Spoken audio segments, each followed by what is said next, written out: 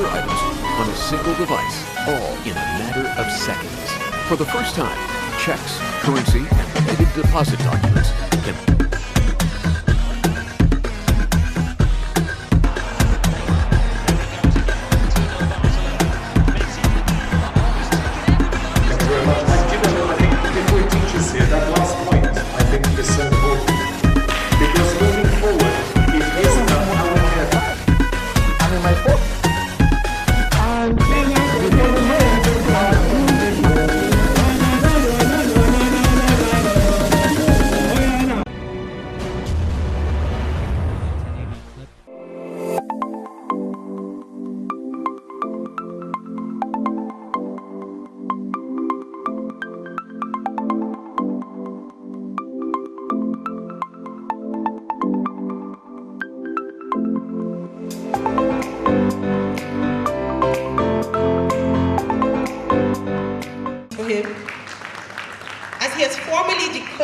program open, I dare say we're good and ready to go.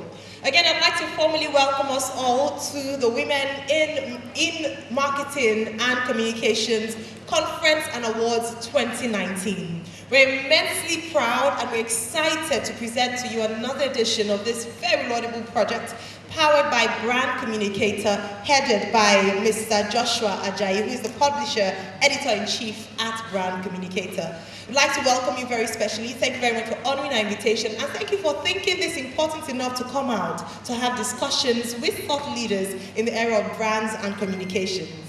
This year's theme is not different from what we've had in previous years. It aligns with the United Nations International Women's Day theme. Now, the theme for 2019 is Better for Balance. And so today, we will be looking at and celebrating and pushing for better for balance in the brands and communications industry. And we think it's really important to have us here seated to have this conversation and to talk about this. Before we go even further in the program, I'd like for us to recite the national anthem in honor of our country. And I'd like to invite to lead us in this, saxophonist Toby Sachs.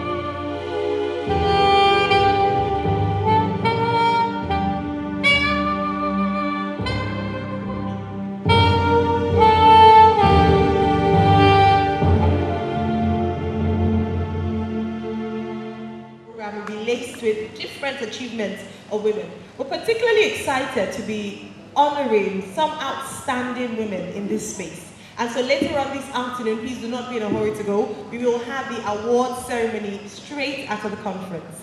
Now, the conference will have keynote speakers as well as a panel session, and during these sessions, we all have the opportunity to ask questions and have conversations as well. So again, thank you very much for coming. I'd like to particularly recognize and welcome the Chief Executive Officers present and here represented. I'd like to thank very much and recognize the presence of heads of marketing, group heads of marketing, brands and communication. I'd like to welcome sectoral group heads. Thank you very much indeed for having us in mind and coming for this event. Can we please celebrate and appreciate them with an applause?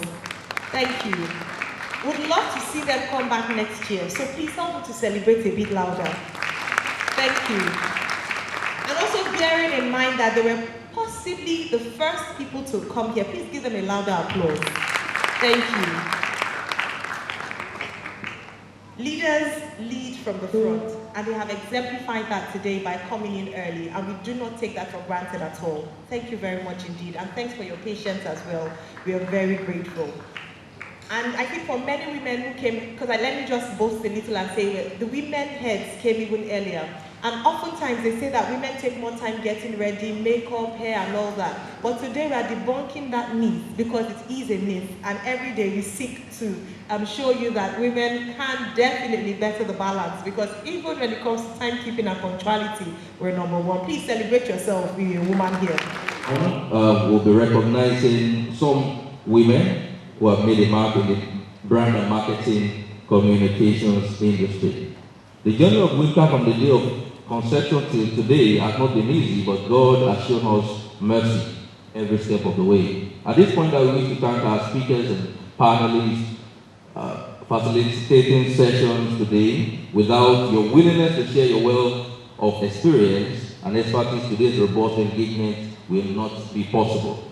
We hope we all are going to really tap from your wealth of experience today. I want to thank our sponsors, Multistage Nigeria, Darling, Cloud9, IBSC, 7up Bottling Company, Eat and Go, Ayat Kenya, Morning Fresh, Wema Bank, and other partners who have contributed in no small way to make this conference and award a huge success. I also want to thank the Awesome family. I call them the best team in the world, the Awesome Communications team, for putting so much work to make sure today comes to life.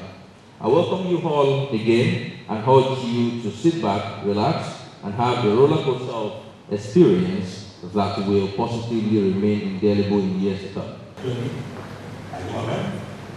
Good to see you again. Distinguished keynote speaker, distinguished guests, ladies and gentlemen, it is an honor for me to be invited to chair the third in the series of Women in Marketing and Communications Conference and Awards, WIMCA 2019. Let me thank Mr. Joshua Ajayi and his team as brand communicator for the opportunity, and also commend them for this initiative. But more so, for sustaining this conference into its third edition. In an environment where culture proves to be a major obstacle to women optimizing their career potentials, this forum is imperative for dissecting issues that impact the careers of women, especially in the area of marketing communications. I'm even more pleased to note that this conference has an awards segment where I believe that women who have distinguished themselves in the brand and marketing communications industry will be recognized. A key management principle in our work gets rewarded, gets done.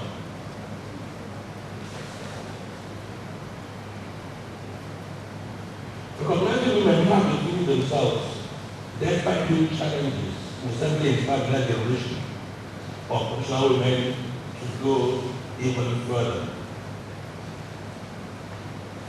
According to John Donahoe of eBay, if you do not have role models at the top, it's harder to encourage women at early stages of their careers to pursue their aspirations. I hope that the networking opportunities that this conference provides will lead to the establishment of mentoring relationships between successful women and the aspiring younger generation. If our country wants to develop in tandem with our economic aspirations, all hands must be on deck to build national gain. The 91% of our population the opportunity to contribute meaningfully to our growth as a nation will be akin to paddling the boat with one hand. Short goodwill message. One of our industry giants and the president and chairman in council of the National Institute of Marketing in Nigeria. Can we please make very welcome Mr. Tony Ademomen.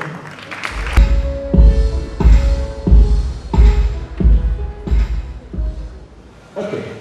I think I'd like to, on behalf of the National Institute of Marketing in Nigeria, associate ourselves with the good work by John and his team. Brand communication has been doing for the many past years that I've known him. I think it dates back. You know, young man, I don't know what, you were still in university then, and you used to come with this long magazine. And I'm impressed that he has been consistent and consistent in driving it to the level that he has taken it today. I think we need to commend him, and I think we need to support him for the fact that he has taken a special topic that is dear to all of us, the issue of gender balance, especially in the workplace. In my career, I have had interactions with a lot of great women, both at the same level, some have been bosses. And I think, if we really look around, some of the best marketing professionals in Nigeria today are women.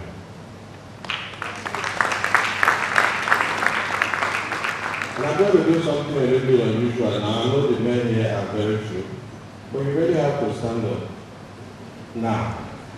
And let's give a round of applause, not just to our marketing women, to our mothers, to our wives, and to our daughters. Please stand up, let's stand up. That table here, I see a lot of my sisters there who have done so well in marketing. And I believe that the future is great. And I think one point we should take away, and I think the chairman already mentioned it, women should not wait for anybody to give them a special concession.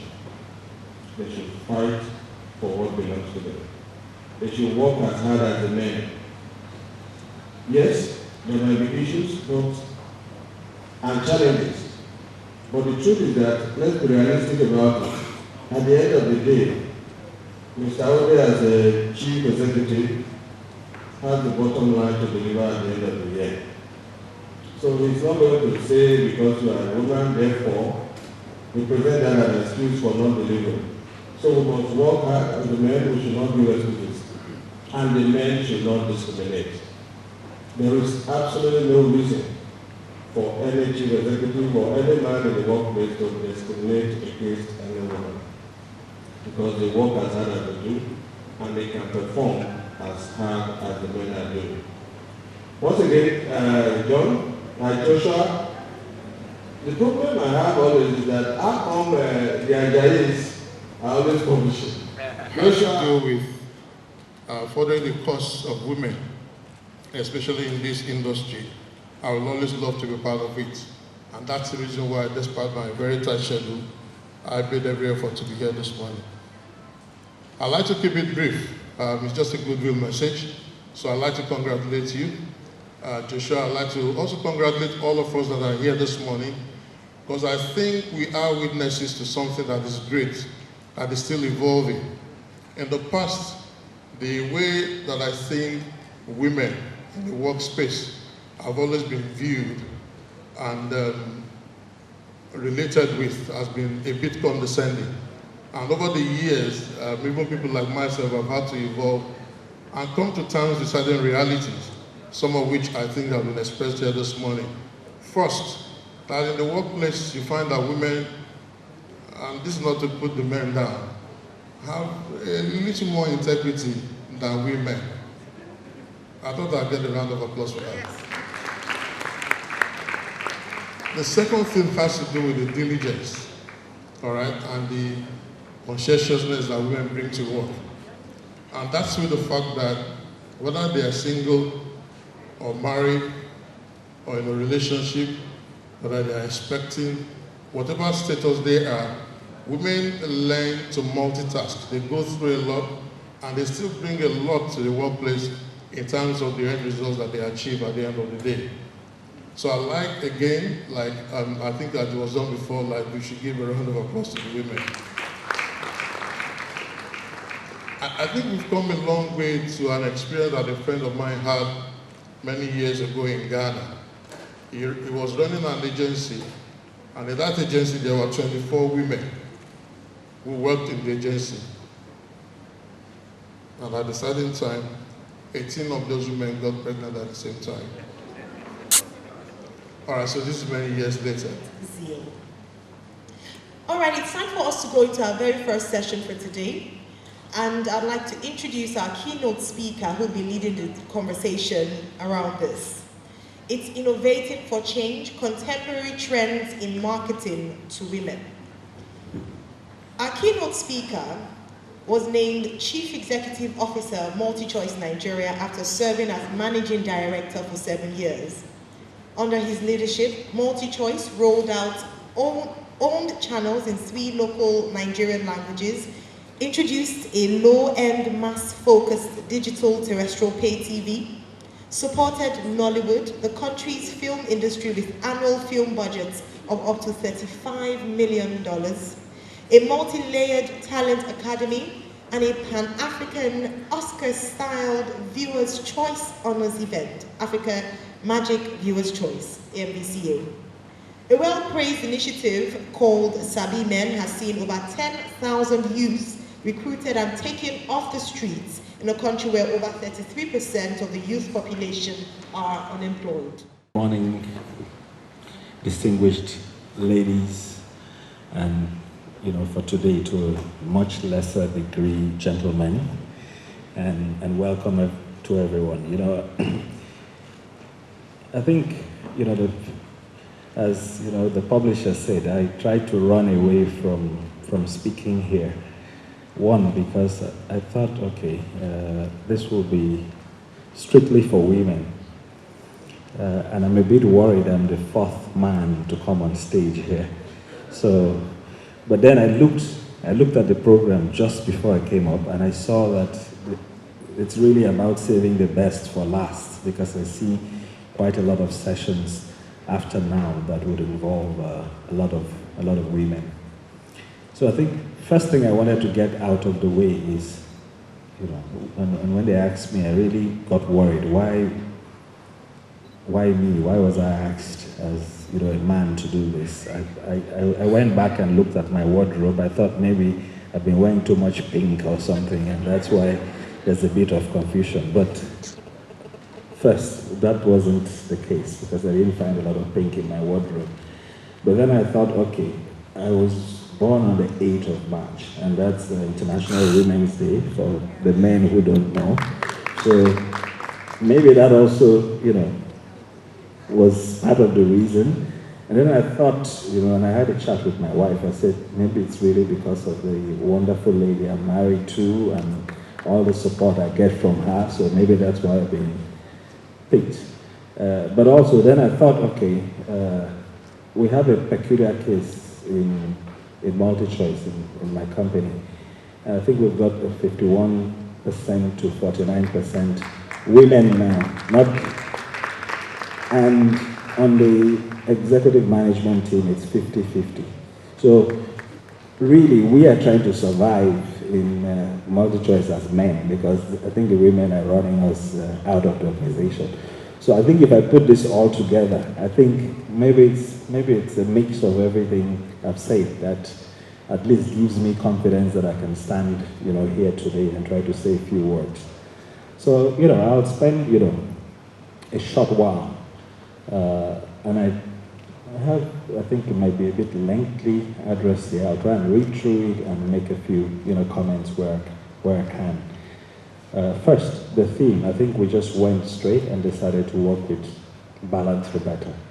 And I think the question is, why better when there's a balance? And that's the emphasis we need to put around, not just here today. I'm happy there's a hashtag going on and that there will be a lot of information coming out of here to try to influence the people outside here. So, the responsibility for bettering the balance in our industry lies with us. And with every one of us, and especially for those of us in leadership positions, whether we're male or we're female. And when we say bettering the balance, it's in our communities, in our organizations. And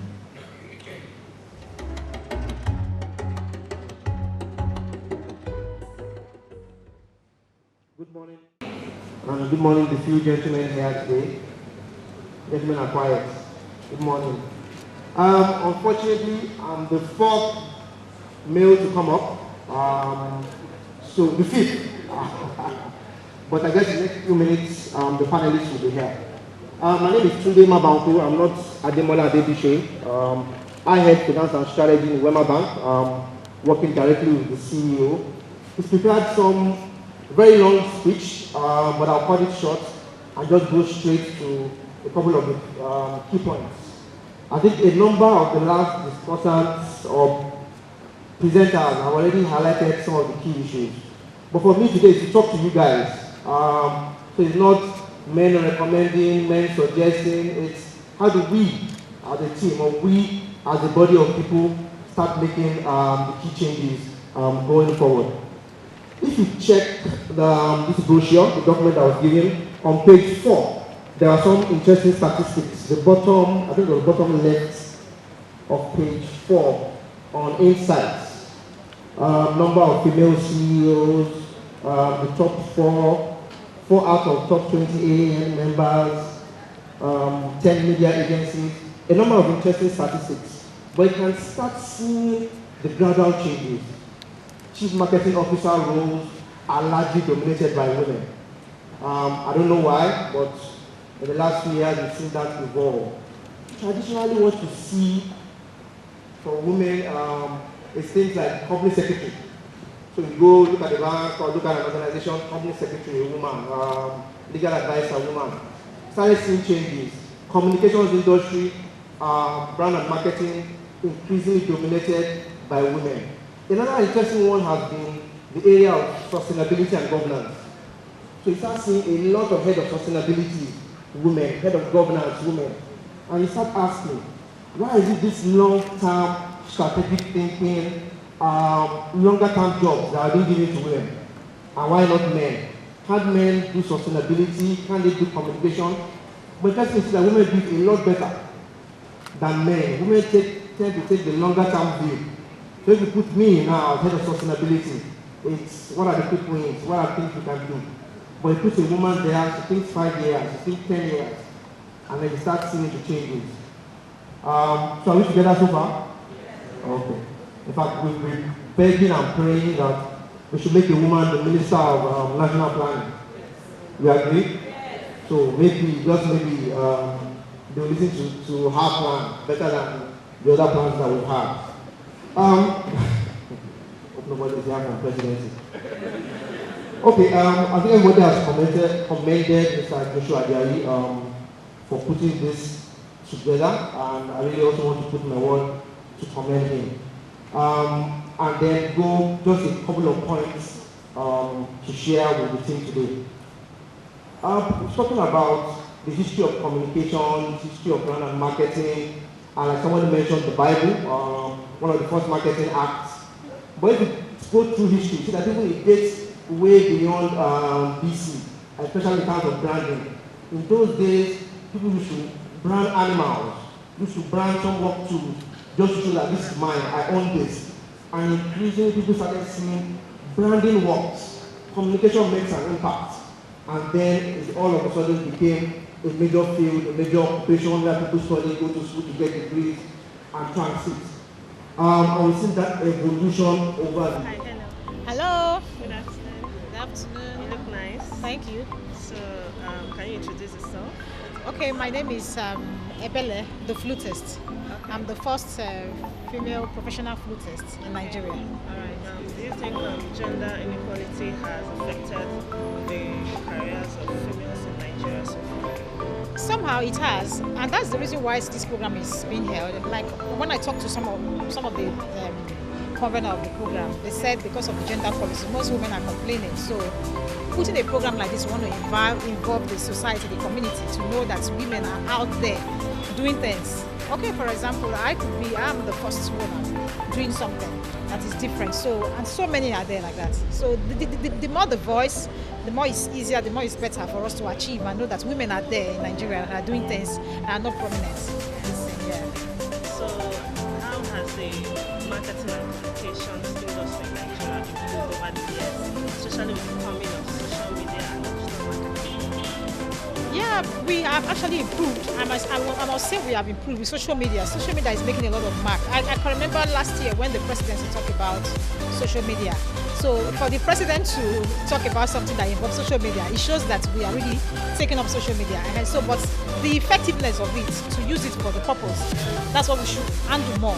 I think we Nigerians are using the social media for something that is normal. The more practical times they use social media for things that are not, you see a lot of them promoting, but things that are viable, which will help us as the youth to get a lot of presence in the country, should be better. So social media is really making a lot of moves right now, really. In Nigeria, we are really taking up the pace on social media, yes. So what do you think about Wimka as a brand? I think they're just coming up. They need to do better. The next one should be better than this, I want to suppose. Bring a lot of women, do more, yes, they need to do better. It matters a lot because a brand like this is being known in the US, in other countries, and they want to know what are you doing. So I am somebody that representing Nigeria, for example, in a brand. So when you talk about a brand and you're talking about women, you should be very, very practical in what you do. So that when people are looking at us from other countries, they want to see what is this brand talking about, and they want to see the effectiveness of what they do. I want to say, yeah, they should do better. Okay. Hello, good afternoon. Good afternoon. How are you doing? I'm okay. Yeah, you look nice. Thank you. So, tell us, is this the first time attending this event? Yeah, this is my first time attending this event. Really? So, how do you see it? Has it met your expectations? Yes, it has, because I feel this is driving for a new narrative, like women in marketing and communications. We know now the world is pushing for gender parity, gender equality, women and girls empowerment, and much has not really been done in the media space. So for a brand coming up with this initiative, this idea, I feel it's an awesome, wonderful initiative. So what do you think about Wimka as a brand? Well, I think Wimka as a brand is a great brand because they're taking the lead in the space of marketing and communications for women, especially the organizer, which is Brand Communicator. They're actually awesome at what they do in branding and communication. Yes, they are. Okay. So how would you rate the organization so far? I'll give it an 8 over 10. 8 over 10? Yes. It was nice talking to you. Yeah, thank you. All right. Yeah.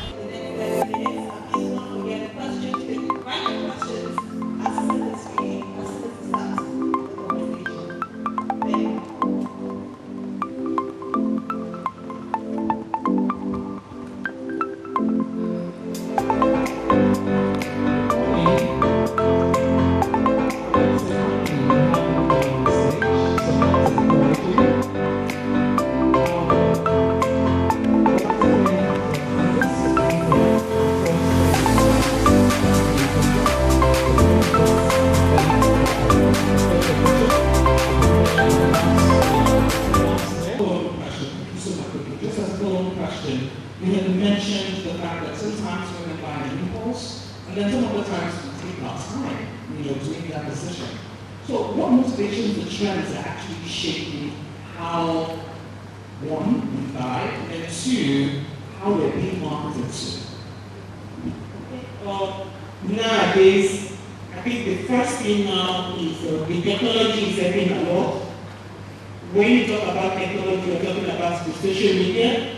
That is helping a lot of women that will definitely not have time to fix the babies and all that. Another thing that we do nowadays is what we call experiential marketing. Women love what you call seeing is believing. You can't tell me to buy a cream, a body cream, and expect me to put it on my body. I don't know what it's going to do. So there are so many things that women will take into consideration before we can actually buy a body cream, especially for babies. So experiential marketing is helping, social media is helping, technology is helping. And now, another thing is that most women actually have the money. So before, they are just spenders. Nowadays, like we have seen it today, and see that women earn a lot now. And getting a woman to spend her money is difficult. She can spend her husband's money. It's our money. But when it comes to her personal money, you would really need to sweat. You need to really convince her to spend it. So those are the things that are actually changing now, and we need to take all this into consideration. Is she buying for the children? Then she gets the money from the husband. Is she buying for herself? Then you need to do a lot of work to get that money out of her. So many reasons and so many things. Thank you so much.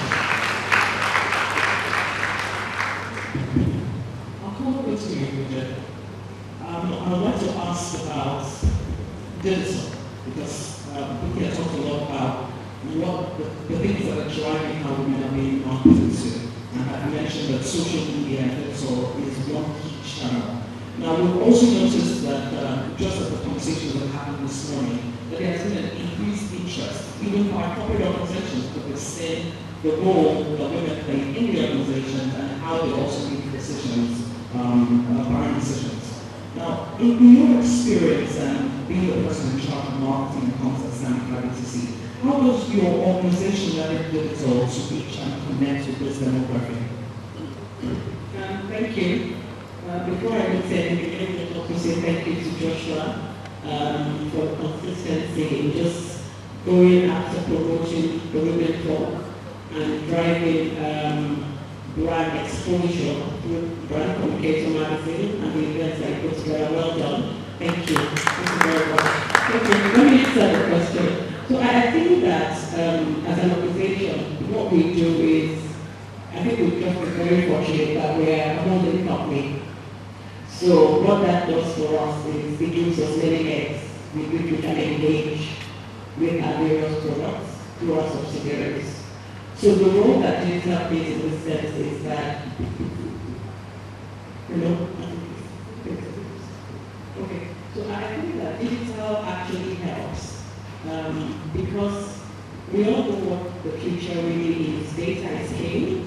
We know what the trends are. We know that social media engagement is driving a lot of product usage.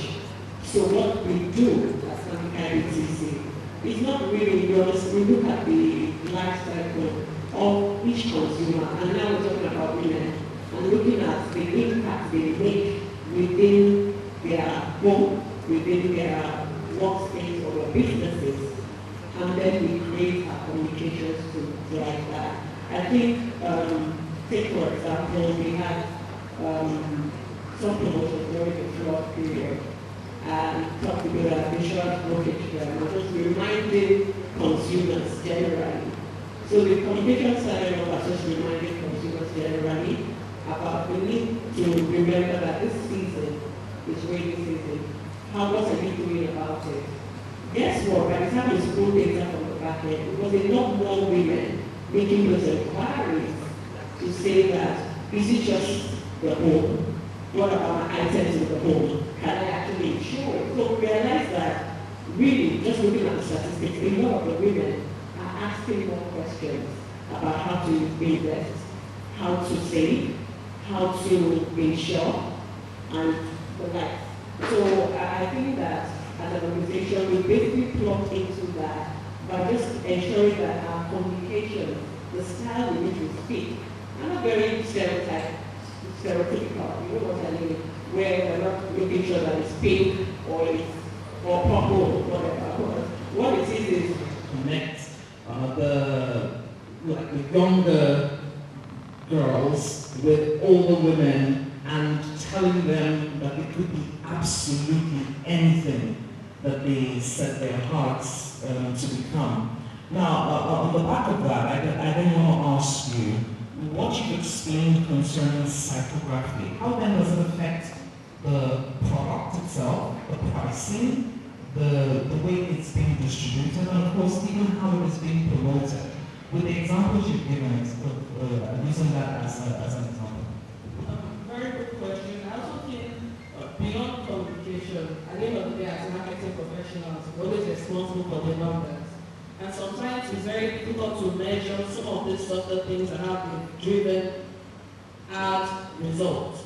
One thing I always suggest is to also think of these campaigns through the line. Don't just limit them to communication and building brand love.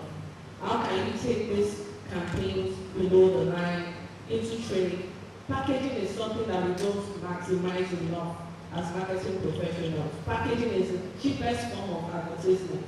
You don't need to pay radio station for your packaging. It's already done. Do we leverage our packaging enough? Even with this typographics, if you know, I give an example, I was seeing something recently about a brand that did something around people with special needs. And just by knowing the typography of special needs people, we can increase your business if you know a special needs person and I have a special needs son, so I'm speaking from real life example, cannot button his shoes easily. I know shoe companies are started making brands that you just zip up. You don't have to start nothing, being left to right, zigzag. What's all that drama? What's all that mobility issues? So in designing the product, knowing psychography of people, you can adjust your products, you can adjust your packaging. I give another example. We're in an age where we have a lot more financially independent single girls. That's also an untapped market I see. Typically, even banks, still insurance companies, pensions still keep going after the men because they think it's just the men that earn money. But we have this group of young 25, 26, 27, 30, 35-year-old men, single, having all their money to themselves, not paying school fees yet, not doing a lot of other expenses, and we are not targeting them enough still. So by understanding those psychographics, as a pension company, for example, you chase those people for sustaining a man that has to pay school fees by September and doesn't have the money yet. So it affects the way you segment, it affects the way you design products, it affects the way you do your packaging and how you also communicate. If you really understand psychographic and can think it through the line, not just from communication point of view. Thank you. Thank you. Apps that have any kind of gender stereotype, just to show how serious that is, because it's been proven to contribute to inequality in the society. What is your view on this, and predominantly what stereotypes of women are the way women are being marketed to currently exist, or the way women are used in marketing currently exists? Okay. Good afternoon, everyone. I'm happy to be here, even though in the midst of women. So, I want to say that the gender stereotypes is not a good thing to have in marketing communication. And again, to also say that it is not usual to only women, even though we're talking about women in this meeting. What are the predominant stereotypes that we see in marketing to women? One, you will see in most ads, for fear of not demarketing some brands, especially local brands in Nigeria.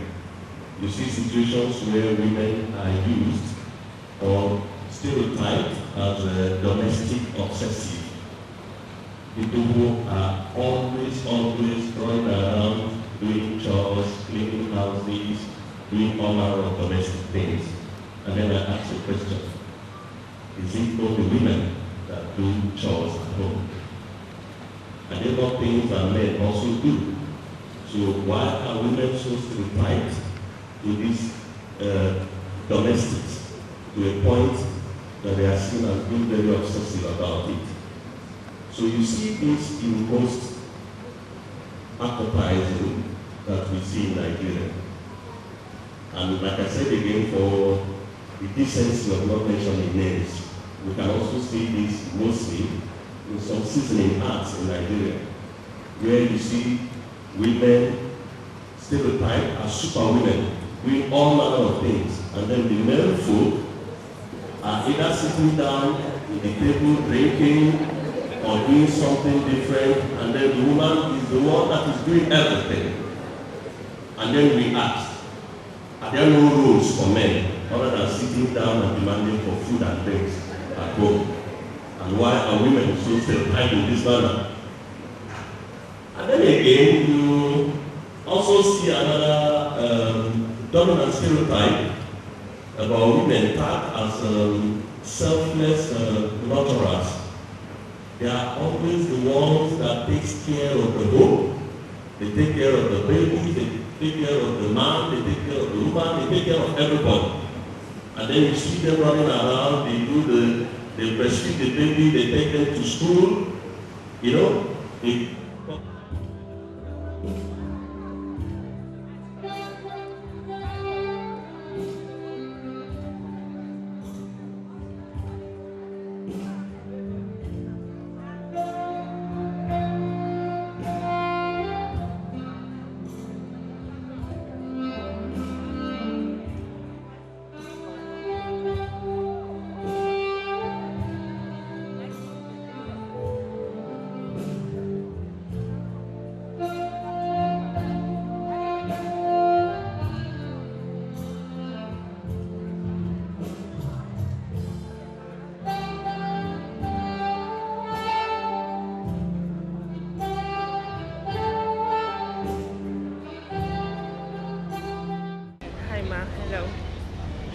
My name is Buki Bandele. Okay. So is this your first time being a speaker at this event?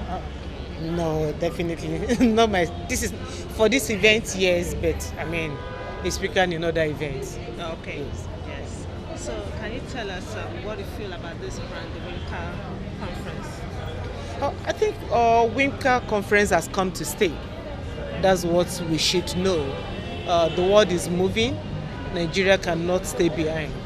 So whether anybody likes it or not, you are going to see more of organizations like this.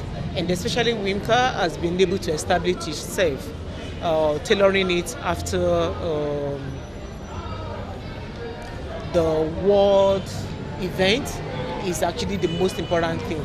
Because whatever the women are talking about in the world, when you're able to connect with that, I think it resonates well with people. Quality affected the career of females in Nigeria? I think to a great extent, what we are witnessing now, it's something that we should have witnessed 20 years ago if you really want progress. So we are like about 20 years behind. We always want the women to be in the role of HR. We want women to be in the role of probably procurement and other. When it comes to branding, when it comes to communication, we believe that men should be the one doing the biggest job. I use myself as an example all the time to most women to say you can do it and you can do it all. I've been in FMCG, I'm in electricals, which you think it's a man's world, and I'm doing it successfully. So that tells you, and somebody mentioned it here today, women have ability to have long-term thinking, yeah, rather than just the short-term and the quick wins. So it's evolving. A lot of women are coming in, and definitely more.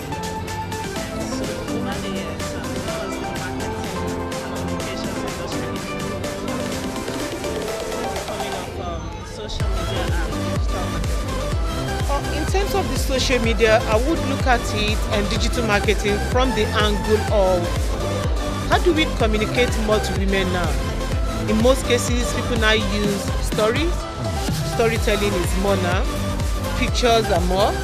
And do it yourself, or seeing people that somebody else has done it, I can do it. Sing along, short and sharp, or actually having that testimonials. So those things are actually helping more. With the social media, there is so much you can do to explain to a woman why she needs to buy that Rolls Royce. You know, show her all the things that you cannot show her in advertising of 30 seconds or 60 seconds. So social media is actually having a very huge impact in the way you market to women now. The only thing is, are we doing it the right way? Are we still not stereotyping these women? Still putting them in the kitchen where you think they should be, rather than actually being the boss that most of them are nowadays? Do we actually know how much resides with each woman? Most of us don't know how much money women have, because most women don't boast about what they have. Men boast, you see it in what they have. But women, they have a lot with them that we are not tapping into. So yeah, it could be better. Thank you so much. And you too. Thank you. Thank you so much. There was a United Nations forum where somebody raised the issue or asked me to speak on gender equality, SDG number 5. And my big question was, really, from an African perspective, do we think in terms of equality or do we think in terms of equity? And I know that equality is a very important factor, especially it's a very emotional thing for women. But I'd like to challenge that thought, just ever so briefly, and have us just reflect a little bit on the differences between equity and equality. I mean, one of the things that's very profound, I think, about the culture that we come from, is that we speak a lot in proverbs and in idioms. And one of the very, very popular ones is, all fingers are not equal.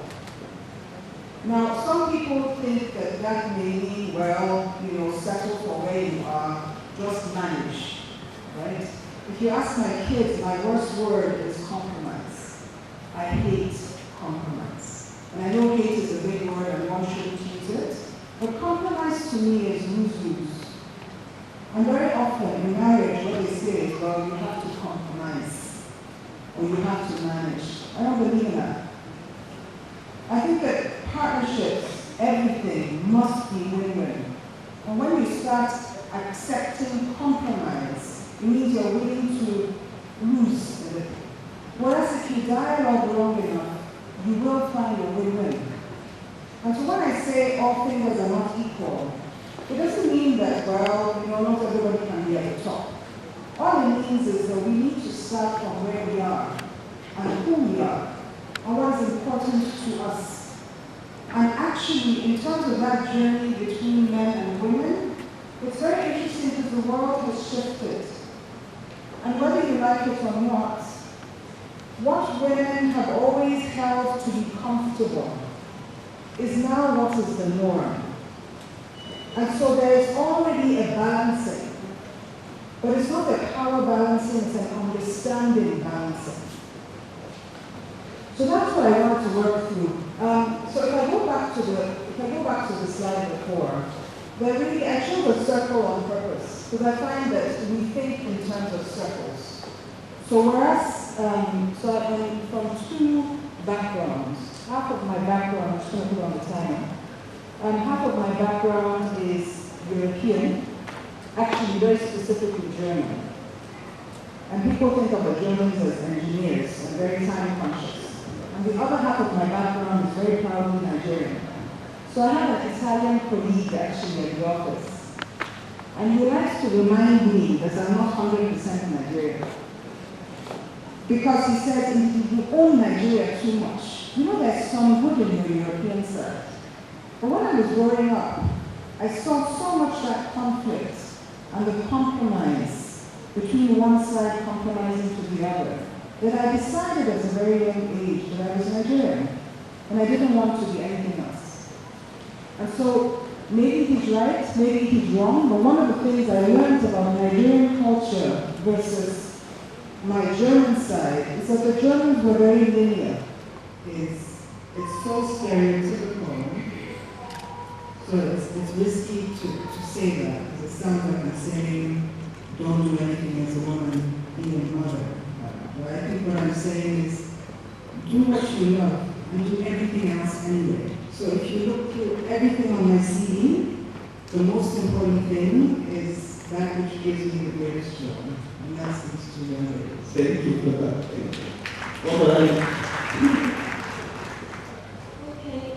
For me, I think is a combination of two things. And the very foundation of it is my relationship with God. Because you can't attain anything, even the very inspiration that you get to do the things that you do, to be innovative, come from that your work, that depth of your relationship with God. And of course, the more important, also importantly, not more importantly, is having a husband that is very supportive, understanding.